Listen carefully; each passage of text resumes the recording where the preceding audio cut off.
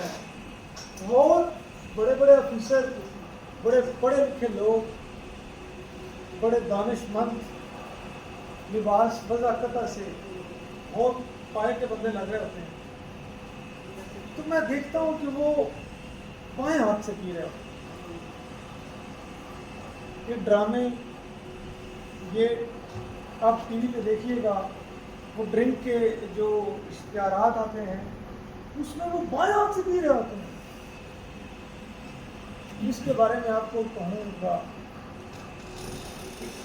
کسی صحابی نے بائیں ہاتھ سے پیا تھا تو آپ صلی اللہ علیہ وسلم نے کہا تھا کہ اسے کیا کرو, اتنا سخت گناہ, کھڑے ہو کے آپ پی سکتے ہیں, آپ صلی اللہ علیہ وسلم نے پیا ہے, اگر جگہ موضوع نہیں ہے پی سکتے ہیں, آپ زمزم میں ہم کھڑے ہو کے پیتے ہیں, تو بائیں ہاتھ سے لوگ.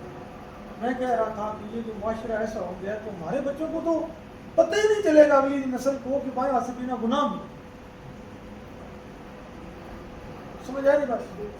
اسپیشلی ریسٹورینٹس میں جاتے ہیں تو وہ فورک جب یوز کرتے ہیں تو وہ بائیں ہاتھ. تو آپ نے اتنا بڑا گناہ, اتنا بڑا ہم گناہ, اور پھر ہم دیکھیں نا ہمارے بڑوں نے یہ دین ہمارے تک پہنچایا, تو اب یہ جو میڈیا ہے, اس طرح کی چیزیں ہیں, یہ ہم سے یہ چیزیں ہمیں اپنا دین بلا رہے ہیں, ہم اپنی ڈائریکشن بلا رہے ہیں, ہمیں اس سائڈ پہ لے کے جا رہے ہیں. تو آپ نے اگلی نسل کے اندر یہ کنوے کرنا ہے کہ ہمارا کوئی بچہ بائیں ہاتھ سے نہ, یہ بہت بڑا گناہ. میں تو اچھا, ایک ہمارے پاس آفیسر آئے, سسپینڈ ہو گیا, اس ٹائم میں انکوائری سیکشن میں ہوتا تھا, تو وہ نا بائیں ہاتھ سے انہوں نے پیا. میں نے چائے لائی ہے جو بھی تھا تو انہوں نے وہ منگوائی تھی, تو بائیں ہاتھ سے پینا شروع کیا. تو میں نے انہیں یہ بتایا, یہ میں نے جو آپ کو بتائی ہے نا حدیث کا مفہوم کہ وہ کیا کرے اتنا سخت ہے یہ, تو یہ بھی میں نے انہیں بتایا. کچھ عرصہ گزرا, 6 مہینے سال گزرا, یہ میں آپ کو بتا رہا ہوں کہ کچھ لوگ باتوں کو سنتے ہیں اور اپنے اوپر اپلائی کرتے ہیں. کچھ ایک سے کان سے سنتے ہیں اور دوسرے سے نکال لیتے ہیں. کچھ عرصہ گزرا تو میں ادھر اس کے گھر کو, ادھر ہی گجرات کے ساتھ ہے شادی والا, وہاں کا ایس ڈی او تھا, ریٹائرڈ ہو, اس کے گھر گیا. تو ادھر بیٹھے کوئی چائے شائے پی رہے تھے, تو وہ مجھے بتا رہے تھے کہ صاحب جب نے آپ نے مجھے یہ کہا ہے, میں نے اس دن سے میری عادت یہ چھوٹ گئی. اب وہ کہتے ہیں میرا ہاتھ جاتا ہے نا کبھی کبھی جائے تو مجھے آپ کی بات یاد آ جاتی, صدقہ جاریہ ہو گیا. تو میں آپ کو کہوں گا کہ قیامت والے دن آپ بہت سارے اعمال ہوں گے کہ انسان کہے گا یا اللہ یہ عمل تو میں نے کیے ہی نہیں ہے, تو یہ کہاں سے آ گیا. تو یہ وہ ہوگا کہ آپ نے کسی کو اچھی بات بتائی, اس نے آگے بتائی, اس نے آگے بتائی, چھوٹی سی بات سیڑھیوں پہ چڑھنے کے لیے اللہ اکبر پڑھے, اگر آپ کو نہیں پڑھتا اور اس نے آپ کے کہنے پہ پڑھ لیا. مجھے آج بھی یاد ہے کہ مجھے یہ کس نے, ہماری ایک مہم ہوتی تھی ادھر سرگودا یونیورسٹی, 2010 کی بات ہے, تو اس نے یہ کہا تھا کہ سیڑھیوں پہ چڑھ, اب تو یہ لگا ہوتا ہے, تو میں نے وہ اسے اپلائی کر لیا اپنی زندگی میں. میں پاؤں رکھتا ہوں تو اللہ اکبر, نیچے رکھتا ہوں تو سبحان اللہ, آٹومیٹک ہے. انسان بڑا جلدی اڈاپٹ کر لیتا ہے. 3-4 دن آپ ایک ٹائم پہ اٹھیں گے تو اگلے دن آپ کو اسی ٹائم جا کر باڈی بڑا جلدی ایکسیپٹ کرتی ہے. تو ایک چیز اگر آپ فرض نماز کے بعد ایتل کرسی ہے, کوئی بھی آپ اچھی چیز آگے کریں, اور بہت سارے انسان کہے گا یا اللہ اتنے گناہ تو میں نے کیے ہی نہیں ہیں, یہ میرے کھاتے میں کہاں سے آ گئے. تو یہ وہ گناہ ہوں گے آپ نے کسی کو گائیڈ کیا, اس نے آگے آگے آگے آگے, سمجھ آ رہی بات. کوئی گناہ کرتا ہے تو اس کے لیے اسسٹ کرنے والا بھی اتنا ہی گناہ گار ہے. اور شراب کے بارے میں ایک آیت قرآن میں پڑھا ہے, وہ جو لانے والا بھی اور اس کو جگہ پرووائڈ کرنے والا بھی جو بھی سپورٹ کرتا ہے وہ سارے ہی گناہ گار ہوتے ہیں. سود کے بارے میں, سود کا حساب کرنے والا, لکھنے والا, یہ آپ کو بتائی تھی بات. میں نے MBA کیا تو ہمارا شروع سے ہی اتنا کلچر تھا, گھر میں نماز سختی سے پڑھائی جاتی تھی. تو یہ سنا کہ یہ سود جو ہے یہ تو سنا ہوا تھا گناہ, اور بینکنگ کا نظام جو ہے یہ سود والا نظام ہے. تو میں نے وہ تعلیمی بینکنگ والی حاصل کر لی, MBA کر لیا. تو پھر لوگوں سے پوچھا, انہوں نے کہا کہ یہ ہم تو اپنی لیتے ہیں, لیکن کسی دین والے سے ملے تو اس نے کہا یہ اس سے اوائڈ کرنا چاہیے. تو میں نے ایک اللہ سے وعدہ کیا کہ میں نے بینک میں اپلائی نہیں کرا. بینک میں اپلائی اللہ کے لیے سیکریفائس کرو گے, اللہ کے گناہ دے گا. تو میں نے بینک میں نہیں اپلائی کیا. میرے ساتھ جو دوست تھے وہ بہت بڑے مینیجر بن گئے, لیکن ان کی لائف فل آف ٹینشن. میں ان سے ملتا تھا, میں فریش پڑھاتا کالجز میں اور فریش. تو وہ جو ہے وہ بڑی ٹینشن میں.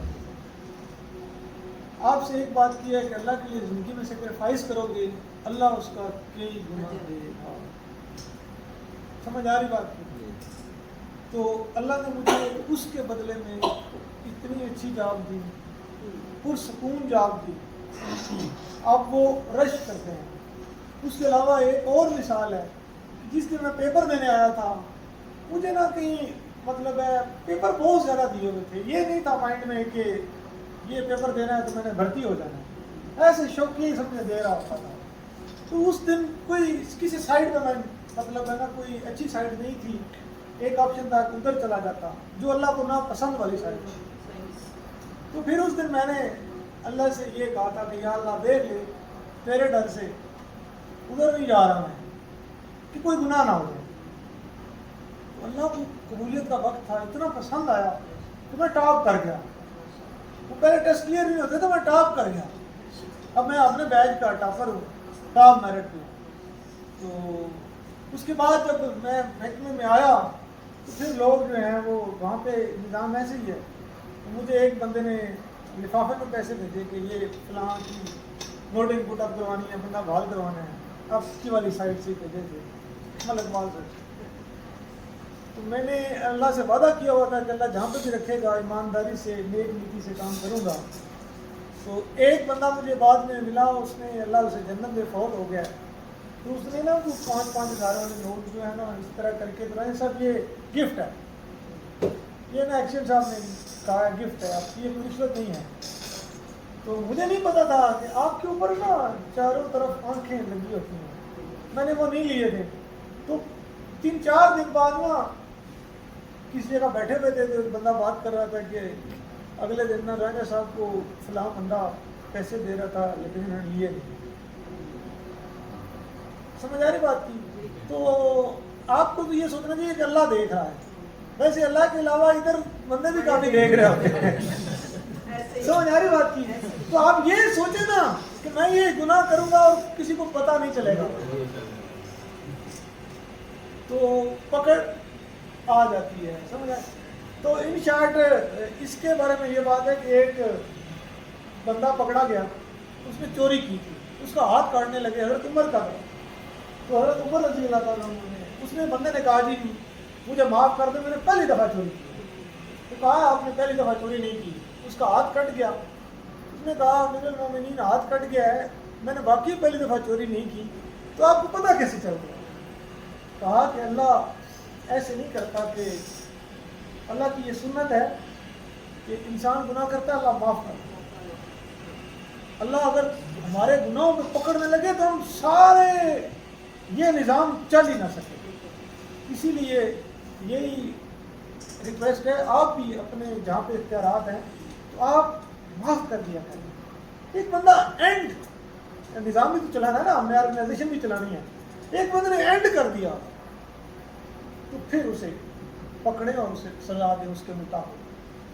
کچھ ایسی صورتیں بھی ہوتی ہیں کہا کہ اللہ ڈھیل دیتا ہے. اللہ پہلی دفعہ چوری کرنے والے کا ہاتھ نہیں کٹواتا. تو جو بندہ اینڈ کر دیتا ہے اس کا ہاتھ کٹتا ہے. تو اس سے پہلے یہ بات تھی کہ وہ لوگ مجھے رشوت, میں نے کہا توبہ میں نے نہیں لینی. تو اس کا یہ ہوا کہ میں ایک ایم ایس کر رہا تھا, وہ ایم ایس کے اوپر انہوں نے لکھ دیا M B A equivalent to M S. تو آپ کو پتہ ہے ایم بی اے پہ 4 انکریمنٹ ہیں. میں نے اپلائی کیا, انہوں نے کہا یہ آپ کا ایم فل نہیں ہے. پھر میں نے ایم بی اے کیا, انہوں نے کہا ایم بی اے بھی نہیں ہے. پھر میں نے کہا ایم ایس, انہوں نے کہا ایم ایس بھی نہیں ہے, نہ میرا ایم ایس ہے. ان شارٹ پھر جب حالات فیوریبل ہوئے تو انہوں نے میرا وہ ایم بی اے کنسیڈر کیا اور اس پہ مجھے 4 انکریمنٹ مل گئی. اس کے علاوہ میں نے ٹریننگ کی, اس میں پہلی پوزیشن آئی, 1 انکریمنٹ اس پہ مل گئی, 5 انکریمنٹ. تو اپنے بیچ میں میری جو سیلری ہے وہ کوئی 18-20 ہزار بڑھ گئی. میں سوچ رہا تھا کہ میں اگر رشوت لیتا نا میں مہینے کا 18-20 ہزار ہی کماتا. اللہ نے میرے نصیب میں لکھا ہوا تھا تو حلال کر کے مجھے دے دیا. آپ مجھے 5,000 دیتے ہیں نا آصف صاحب کہ یہ لے لے, میں نہیں لیتا. اگر میرے نصیب میں اللہ نے لکھا ہوا ہے تو اللہ مجھے حلال کر کے دے گا. اللہ جب ٹیسٹ لیتا ہے, آپ ٹیسٹ سے پاس ہو جاتے ہیں تو پھر اللہ آپ کو نوازتا ہے. جو جس کو اللہ نے پیدا کیا, مطلب میں رشوت لے رہا ہوں آپ سے تو میں لے اپنا ہی رزق رہا ہوں. میں نے بینکنگ والا سیکٹر نہیں میں چوز کیا, میں ادھر چوز کرتا ہے یہ تنخواہ مجھے ادھر بھی ملتی. تو آپ نے ذریعہ خود چوز کرنا ہے. رزق اللہ نے لکھ دیا, پیدا کیا, لکھ دیا ہے یہ ایسا مکرم ہے, اس کو ساری زندگی میں فرض کرتے ہیں پیسوں میں لکھ دیا 5 کروڑ ساری زندگی میں دوں گا. تو آپ پہ ڈیپینڈ کرتا ہے کہ آپ کون سا ذریعہ اڈاپٹ کریں جس سے آپ اپنا رزق لیں اللہ سے. کوئی رزق آپ کا چھین نہیں سکتا. انسان کا رزق آسمانوں میں. آپ کے ساتھ کسی نے فراڈ کر لیا, 5 لاکھ کا فراڈ کر لیا, حافظ صاحب آپ یہ نہ سوچیں کہ میرے 5 لاکھ تو چلے گئے, ظاہری طور پہ وہ چلے گئے. ظاہری طور پہ جو رشوت آپ نے لی ہے وہ اس بندے سے آپ کی طرف پیسے آئے ہیں, لیکن وہ آپ نے لیا اپنا رزق ہے. تو جو آپ کے ساتھ فراڈ کر کے گیا ہے وہ اپنا رزق لے کے گیا ہے. آپ فراڈ کر کے کسی سے لیں گے تو لیں گے اپنے رزق. تو ہمیشہ نہ جھوٹی قسم کھائیں نہ جھوٹ بولیں. اپنے رزق کے اندر جو ہے نا, جو بچوں کو کھلانا ہے وہ حق حلال کا ہونا چاہیے, اس میں کوئی غلط چیز نہ ہو.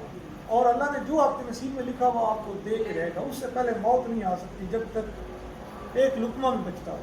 رزق کے بارے میں یہ ہے.